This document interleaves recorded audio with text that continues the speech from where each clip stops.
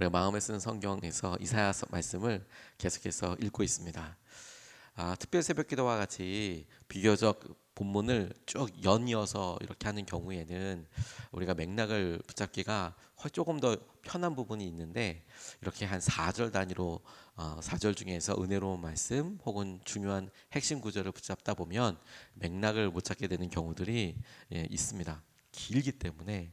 그래서 이 맥락을 잡는 게 왜 중요하냐면, 이게 지금 축복의 메시지 중에서 하나님께서 우리에게 어떤 경고를 하시는 건지, 아니면 이 배경이 경고와 막 환난과 관련된 메시지 중인데, 그런데 그 중에 있었던 한 절 두 절에는 하나님께서 희망과 하나님의 약속을 주시는 그 말씀을 붙잡고 우리가 적용을 하게 되는 것인지. 그래서 전체 맥락을 생각하지 못하면 전혀 반대의 메시지로 해석을 할 수도 있어요.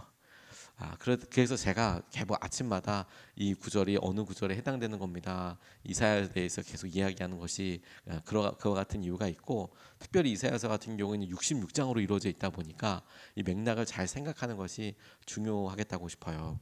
크게는 여러분, 이사야서가 전체의 서론 프롤로그에 해당되는 게 있고 두 구조로 나누어져 있어요.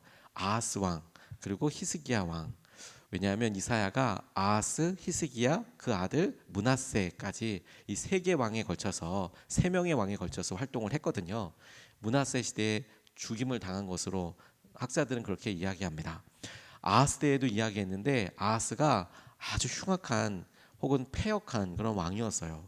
그래서 하나님께서 그에게 말씀하시고 경고하셨을 때 아하스는 막 찢어서 버리기도 하고 막 이래요. 막 우상 숭배 변하지 않고 계속. 그러니까 이후에 이어지는 메시지가 이제 심판에 관련된 예언이 쭉 등장합니다. 한 35장까지 이어집니다. 그리고 히스기야 왕이 나와요. 히스기야 왕에 대해서 그의 삶과 그가 그래도 종교 개혁을 하고 하나님을 믿고 따르려고 했던 이야기들이 나온 이후에 축복의 메시지로 변화됩니다. 그의 마음과 상황들이 크게 구조를 보면 그렇게 나와 있고, 그냥 장수로만 보면 1장서부터 39장은 마치 구약처럼 하나님께 하시는 율법과 공의가 좀 중심으로 이루어져 있다면, 40장서부터는 하나님께서 마치 신약을 읽듯이 새로운 복음과 은혜를 따라서 나아가듯 축복과 회복의 메시지에 중심을 맞춰 있는 것을 보게 됩니다. 그 외에도 여러 가지로 이사야서를 설명하거나 쪼개서 그렇게 생각할 수 있어요. 우리가 읽었던, 오늘 읽어야 될 분량인 41장서부터 44장까지의 말씀은 40장서부터 이어지는 쭉 말씀 가운데 이렇게 있는데, 바벨론으로부터의 회복의 메시지를 전하는 가운데 있습니다. 내가 한번 생각해 봐야 될 것이, 이스라엘이 아직까지 이사야가 살아있는 중에 있으니까 바벨론으로부터 잡혀가진 않았지 않았습니까? 그럼에도 불구하고 이 말씀이 바벨론으로부터의 자유와 해방에 대해서 이야기한다 하는 것으로 인해서, 어떤 학자들은 이건 나중에 쓰여서 들어간 게 아니냐라고 이야기하는 사람들도 있지만, 저는 어떻게 생각하냐면, 앞서도 우리가 심판의 메시지를 볼 때 바벨론에 대한 메시지 이런 게 이었던 것을 보면, 그가 이후에 죽은 다음에 덧붙여졌다기보다 하나님께서 하신 말씀이 이미 이사야를 통해서 허락되어지고 준비하게 하고, 그리고 미래의 당시의 시점으로 보았을 때는 미래의 일들을 이야기했다고 보는 것이 저는 더 합당하다라고 그렇게 생각하고 있습니다. 바벨론으로부터 이렇게 회복되게 될 거야 라는 전체 메시지 중에서 여러 가지 것들이 이렇게 등장하게 되는데, 저는 그래서 오늘 두 장에서 41장과 44장에서 43장에서 각각 메시지를 이렇게 붙잡았는데, 그냥 좋은 두 개 저를 붙잡은 거 아니냐, 그렇지 않고 맥락이 전체로 바벨론으로부터의 회복의 메시지를 전하고 있어서, 그 중에서 가장 은혜롭고 하나님께서 약속이라고 할 수 있는, 우리를 회복시켜 주시고 새롭게 할 때 우리가 붙잡고 힘이 될 수 있는 약속의 말씀 두 가지를 붙잡았어요. 첫 번째, 우리가 살펴보고 싶은 것이, 하나님께서 우리에게 무너져 있고 넘어질 때 우리에게 주신 약속과 선포로서 우리가 꼭 같이 붙잡고 기도하고 싶은 것은, 하나님 우리와 함께 하신다라는 거예요. 하나님 우리와 함께 하시고 하나님께서 우리를 도와주신다. 이것이 주님께서 우리를 회복하게 하시고 우리의 삶에 간섭하시고 우리를 붙잡아 주실 때 우리에게 하시는 말씀이고, 우리가 꼭 붙잡아야 될 약속이라고 싶습니다. 오늘 41장 10절 말씀이 이렇게 이야기하고 있습니다. 내가 너와 함께 있으니 두려워하지 말아라. 내가 너의 하나님이니 떨지 말아라. 내가 너를 강하게 하겠다. 내가 너를 도와주고 내 승리의 오른팔로 너를 붙들어 주겠다. 라고 그렇게 이야기하고 있습니다. 내가 너를 붙들어 주겠다. 너무 감사한 말씀이지만, 내가 너를 도와주겠다. 너무 황홀한 말씀이지만, 더 놀라운 것은 내가 너와 함께 하겠다 라고 말씀하고 계시는 장면이에요.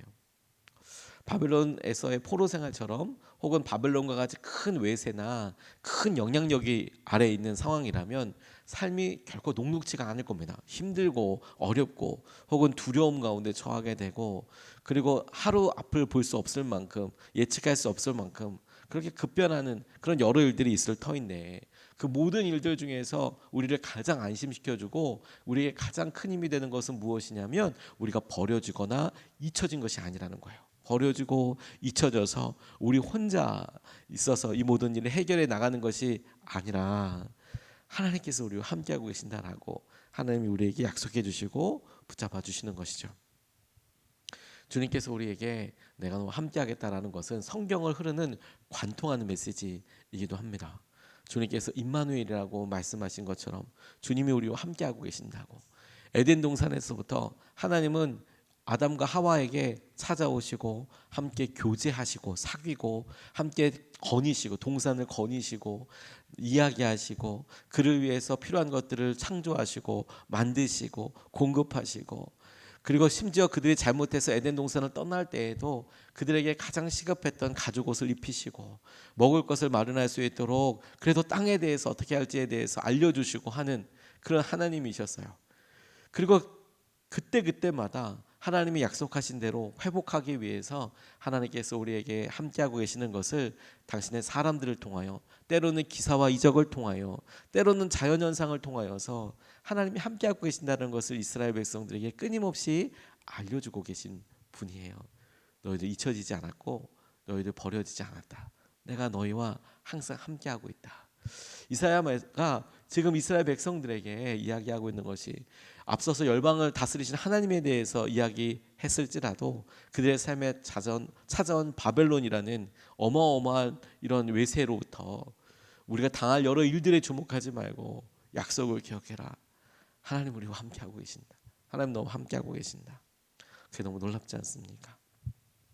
우리 교회 예배 드릴 때 아이들이, 저희 교회는 아이들이 예쁜 아이들이 이렇게 많지 않습니까? 다 예쁘지만 아주 어린 애들이 이제 이렇게 있지 않습니까? 지난 우리 어린이 주일에 우리 출산휴가 중인 박정민 전도사님이 우리 예나를 데리고 왔어요. 어린이 주일 때 이제 같이 활동을 하는데, 그 첫째 딸 예주도 예나도 50, 제가 정확한 날짜는 기억은 안 나는데 60일은 되지 않았고 50 며칠 됐는데 이렇게 왔어요. 저랑 이렇게 통화할 때는 목사님 100일 되기 돼서 애가 좀 크면 이렇게 갈게요. 이렇게 이야기했었는데, 이제 어린이 주일이기도 하고 그러니까 아이를 생후 50 며칠 된 아이를 데리고 이렇게 왔어요. 와, 근데 진짜 요만해요. 너무 예쁘죠. 정말 뭐 아이가 어떻게 만지면 어떨까봐. 그래서 그날 오신 우리 집사님 권사님들이 그냥 거의 차례 짜서 이렇게 얘가 조금만 세게 잡아도 불편할까봐 이렇게 조심조심해서 팔 빼고 모든 몸에다 힘이 이렇게 가서 팔에 애가 아플까봐 힘을 빼고 이렇게 안고 막 이렇게 너무 예뻐서 눈을 떼지 못하고 그렇게 하시더라고요. 그런데 참 신기한 건요. 다른 집사님, 권사님, 심지어 제가 이제 기도해 주려고 이렇게 안고 교회 처음 나왔으니까 하나님 우리 예주에게 함께 해주시고 은혜를 더하여 주시고 이렇게 해도 애가 좀 뭐가 불편한지 전 최대한 진짜 힘을 빼고 조심조심 이렇게 안았는데도 우리 예나가 좀 이제 힘들었는지 이렇게 칭얼칭얼 대는 느낌이 이렇게 들어가지고 막 기도하면서도 아이고 이거 어떡하지? 그러고 이제 하고 하는데 엄마 품에 딱 가니까 그냥 또 사라라락 그냥 잠드는 거예요. 애들이 바깥에서 그날 제가 얘들 꿈터를 정리했기 때문에 뭐 본당이나 이곳에 드글드글하면서 막 소리 지르고 막 그냥 신발 날라다니고 그 신발 던지기 했거든요. 뭐 신발 날라다니고 막 이러면서 막 노는데 뭐 간식 먹고 페이스 페인팅 하고, 그리고 뭐 선생님들이 줄 서라고 얘기하고 뭐 얘기하고 뭐 간식 더 달라고 얘기하고 막 완전히 막 도떼기 시장처럼 2부 순서가 활기차게 재미있게 이렇게 진행이 되는데, 아기 잘도 잔다, 아기 잘도 잔다. 애가 정말 잘 자고 있는 거예요. 소리로 보면 한번 깰 마음도 하고, 그리고 어떤 움직임으로 보면 계속 움직이니까 오늘 전도사님도 계속 움직이면서 예주 데리고 이제 뭐 페이스 페인팅도 하려고 하고 간식도 챙겨서 먹이려고 하고, 그러니까 애가 계속 움직이고 하는데 애가 세상 모르고 자는 거예요, 품에서. 그 모습도 또 얼마나 예쁜지 모르겠어요. 소리로 보거나 움직임으로 보거나 어, 100번을 깨도 이상하지 않고, 깨서 막 그냥 칭얼칭얼거려도 전혀 이상하지 않은데, 자기가 배가 고파서 일어나는 게 아니면 애가 그렇게 잘 자더라고요. 그 모습이 너무 사랑스럽고 너무 예뻤어요. 하지만 그 모습이 우리에게도 하나님께서 우리에게 주시는 은혜와 마음을 어떻게 우리가 봐야 하는지를 분명히 보여주신다라고 싶어요. 이사에서 뒤에 우리가 보게 될 텐데, 주님께서 우리를 안고 다니고 품고 다니셨다라는 그런 내용도 나오거든요. 그렇게 할 수 있는 이유가 뭔지 아십니까? 아이에게는 엄마가 세상이기 때문에 그래요. 아버지가 세상이기 때문에 그렇습니다. 애가 뭐 전쟁이 있는지 뭔지 뭐 이런 것보다도 더 중요한 건 뭐냐면, 지금 나를 안아주는 그 사람이 내 엄마고 내 아빠라는 것 때문에 안심하고 자는 거예요. 그래서 여러분, 믿음의 반대는 두려움입니다. 믿음의 반대는 안 믿는 것, 의심이 아니고요. 믿음의 반대는 두려움이에요. 두려움. 내가 믿고 나를 사랑해주는 사람이 나와 함께하고 있기 때문에 자연스럽게 맡겨지는 것이 있는 것이죠. 의심하거나 두려움이 사라지게 되는 것이죠. 하나님께서 우리에게 두려워하지 마라, 내가 너와 함께하고 있다, 함께할 것이다, 내가 너를 도와줄 거다, 내가 나의 승리의 오른팔로 너를 붙들겠다. 그것이 주님께서 오늘 우리가 어려움과 아픔 가운데 있을 때, 심지어 바벨론과 같은 엄청난 외세와 큰 어려움과 혹은 그것이 우리의 환난이 될 때 하나님께서 우리가 꼭 기억하기를 원하시는 말씀이라고 싶어요. 기억해, 혼자 아니야. 하나님께서 함께하고 계시고 우리를 도우시며 당신의 강력한 오른팔로, 승리의 오른팔로 우리를 붙들고 계세요. 두 번째로 붙잡고 싶은 말씀은 우리가 하나님의 것이라는 거예요. 이게 무슨 약속이냐 싶지만, 하나님께서 우리에게 너는 나의 것이다 라고 이야기하는 것이 갖게 되는 하나님의 책임과 하나님께서 하시겠다라는 계획을 우리가 유추해서 볼 수 있거든요. 그러니까 다시 말해서 다른 어떤 약속보다도 너는 나의 것이다 라는 것은 내가 너를 빼앗기지 않을 것이고 내가 너를 지킬 것이다 라는 것에 대한, 혹은 내가 너를 잊어버렸다 하더라도, 그렇다고 하더라도 내가 너를 찾아야 내고야 말겠다 라고 하시는 당신의 책임과 의지가 있기 때문에 우리에게는 약속처럼 붙잡을 수 있다라고 싶습니다. 이사야 43장 1절 말씀을 보면 이렇게 나와 있습니다. 그러나 이제 야곱아, 너를 창조하신 주님께서 말씀하신다. 이스라엘아, 너를 지으신 주님께서 말씀하신다. 내가 너를 속량하였으니 두려워하지 말아라. 내가 너를 지명하여 불렀으니 너는 나의 것이다 라고 이렇게 이야기하고 계십니다. 바벨론이라는 큰 어려운 이런 세계와 혹은 어려움에 마주했을 때 하나님께서 여러 장면들을 통해서 이스라엘을 위로하시고 붙잡으실 때, 그 표현과 마음에 이사야에서 나오는 가슴 뛰는 표현 중에 하나가 뭐냐면, 내가 너를 지명하여 불렀나니 너는 내 것이라. 네가 어떻게 하다 보니까, 세트로 사다 보니까 혹은 떠리로 사다 보니까 마치 우수리 더 주는 것처럼 뭐가 더 따라와서 나랑 만난 게 아니고, 네가 종합 선물 세트에서 나는 너를 원하지 않았지만 네가 그 안에 껴서 왔다 이렇게 원하는 게 아니고, 내가 너를 선택했어, 내가 너를 지명하여 불렀어, 너는 내 것이야 라고 하나님께서 말씀하고 계시는 거예요. 이 속량했다라는 표현은요, 포로나 노예를 대가를 주고 자유롭게 하는 것을 말합니다. 속량이란 말 자체가 내가 너를 속량하였다, 그러니까 너는 내 것이다라고 이렇게 표현하신 것들에는 하나님께서 이미 커다란 대가를 지불해서 너를 자유하게 했다라는 말이 포함되어 있는 겁니다. 내포되어 있는 겁니다. 이미 너를 위해서 희생을 감수해서 너를 속량해냈고, 그래서 너는 그냥 거저 얻은 것이 아니라 내게 있어서 내가 너를 지불해서 자유하게 한 나의 소중한 사람이라고 이야기하는 것이며, 하나님께서 우리를 얼마나 사랑하셔라는 것은 하나님께서 이 일을 위하여 무엇을 희생으로 지불하셨나라는 것을 보면 더 분명히 알 수 있게 되는 것이죠. 우리가 보통 기회 비용이라고 이야기하면, 우리가 배가 고프고 먼 길을 가야 할 때 내가 밥을 사 먹고 걸어갈 거냐, 혹은 내가 밥을 굶고 뭐 택시 타고 갈 거냐, 두 가지를 선택해야 할 때, 내가 지금은 배가 너무 고파, 걸어가는 건 할 수 있을 것 같아. 익숙해. 그래서 내가 밥을 먹기로 결정하고 그리고 이제 택시를 안 탄다고 한다면 기회비용이 발생하죠. 제가 한날 선택하니까 하지 못한 것이 그렇게 발생하게 되는 거거든요.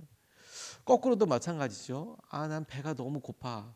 하지만 빨리 가서 밥 먹는 게 낫겠어. 만약에 가야 될 곳이 집이라고 한다면 빨리 가서 집에 가서 라면이라도 끓여 먹는 게 좋겠어 라고 생각한다면 나는 택시 타는 걸 결정하고 이걸 하지 않죠. 둘 중에 하나를 포기하게 되는 것이죠. 똑같이 우리가 물물 교환할 때도 마찬가지 아닙니까?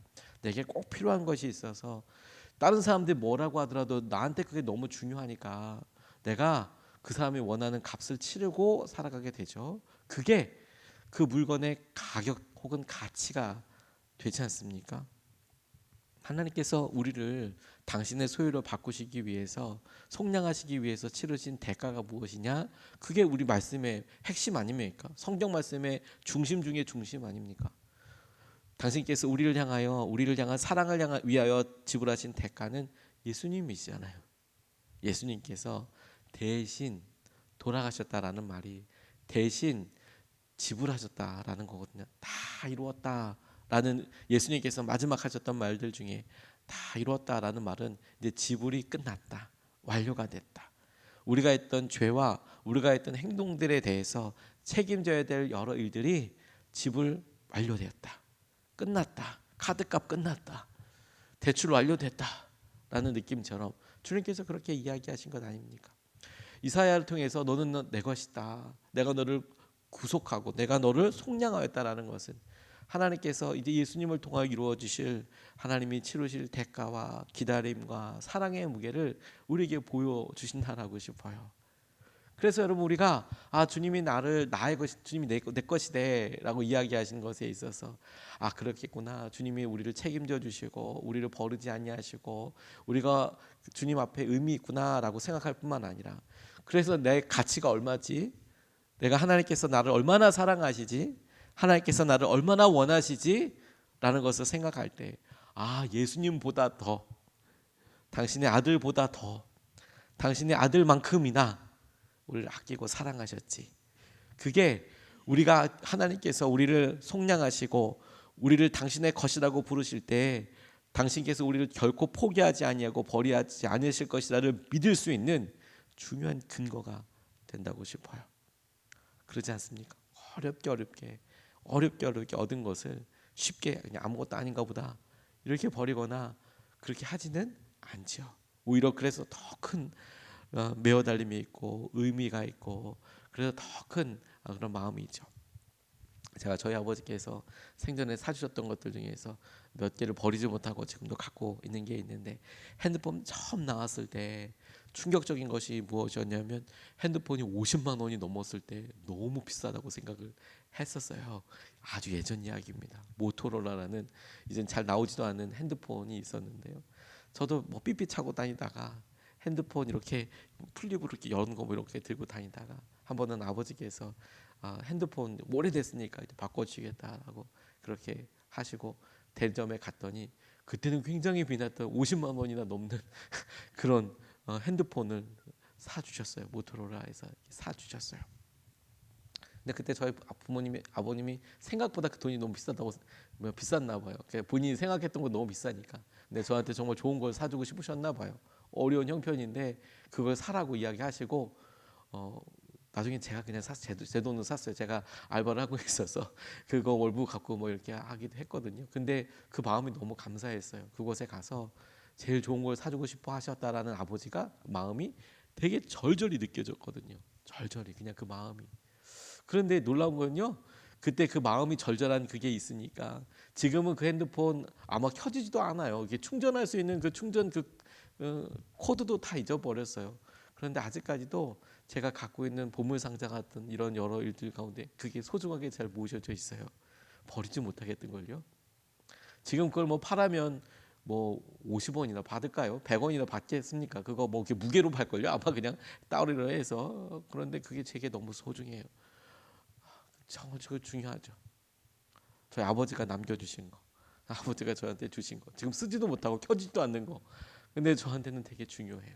의미와 가치가 되게 중요하죠. 하나님께서 우리를 위하여 포기하신 예수님으로 인하여 우리가 얼마나 놀라운 것인지에 대하여 하나님이 우리에게 이야기하고 계신 거예요. 잃어버려도 다 할 수 있어요. 한 소년이 나무배를 만들었답니다. 물에 뛰어서 놀고 하게 하는데 실수로 그만 깊은 물에 이 배가 떠내려갔어요. 자기한테는 되게 소중하고 예쁜 배였는데 그게 그냥 떠내려가 버려서 너무 안타까웠답니다. 그런데 시간이 지나서 여기 장난감 가게를 가게 됐는데 장난감 가게에 그 자기가 만들어서 띄어서 잊어버렸던 띄어서 흘려보냈던 배가 있더라는 거예요. 이거 내 거라고 주인한테 이거 내 거라고 이야기했더니 네 거라는 그 증거가 어디 있냐뿐만 아니라 이거 지금 자기도 돈 주고 샀으니까 필요하면 네가 돈 주고 사라. 주순 건데 나도 내가 주순 게 아니고 내가 돈 주고 샀으니까 너도 돈 주고 사라. 이렇게 이야기가 됐어요. 그래서 이 아이가 아끼는 돼지 저금통을 잡아서 다음날 돈을 지불하고 그 장난감 가게를 해서 그 배를 자기가 만들었던 배를 찾아가지고 왔답니다. 그리고 배한테 이렇게 이야기했대요. 배야 배야 너는 이제 내 거야. 처음에는 내가 너를 만들었고 두 번째는 내가 너를 돈으로 샀어. 처음엔 내가 너를 만들었고 두 번째는 내가 너를 샀어. 주님께서 우리에게 똑같이 그렇게 말씀하세요. 주님께서 우리를 만드셨고 우리를 창조하신 우리 지으신 주님께서 너는 내 거야 라고 말씀하셔서 우리를 만드신 분이어서 우리가 주님의 것이고 뿐만 아니라 주님께서 우리를 사셨어요. 그러면서 우리에게 말씀하시는 거예요. 너는 내 거야. 만들었어도 내 거고 내가 너를 속량해서도 샀기 때문에 또 너는 내 거야. 우리가 그 하나님의 마음, 하나님의 사랑을 붙잡고 여러분 오늘 우리가 주님을 의지하며 일어설 수 있으면 좋겠습니다. 두 가지 말씀을 같이 나눴습니다. 첫 번째, 하나님 우리와 함께 하십니다. 이사야가 40장서부터 48장까지 바벨론으로부터의 어려움과 상황들 가운데 내가 너 함께하고 계시는 하나님에 대해서 우리에게 이야기하고 계세요. 두 번째, 우리가 하나님의 소유입니다. 그 말은 하나님이 우리를 책임져 주시고 하나님 우리를 포기하지 않으신다는 거예요. 이것을 붙잡고 두 번 나눠서 같이 기도하겠습니다. 첫 번째로, 주님 우리를 강하게 하여 주시고 우리를 도우시고 오른팔로 붙들어 주십시오. 우리 말씀 그대로 바벨론으로부터 보호하시고 우리를 회복시켜 주실 주님을 이렇게 바라보면서 주님 우리를 강하게 하여 주십시오. 오늘도 우리를 도와주십시오. 오른팔을 우리를 붙들어 주십시오. 주님께서 하시는 것을 우리가 붙잡고 의지하게 하여 주십시오. 첫 번째로 같이 함께 기도하시겠습니다.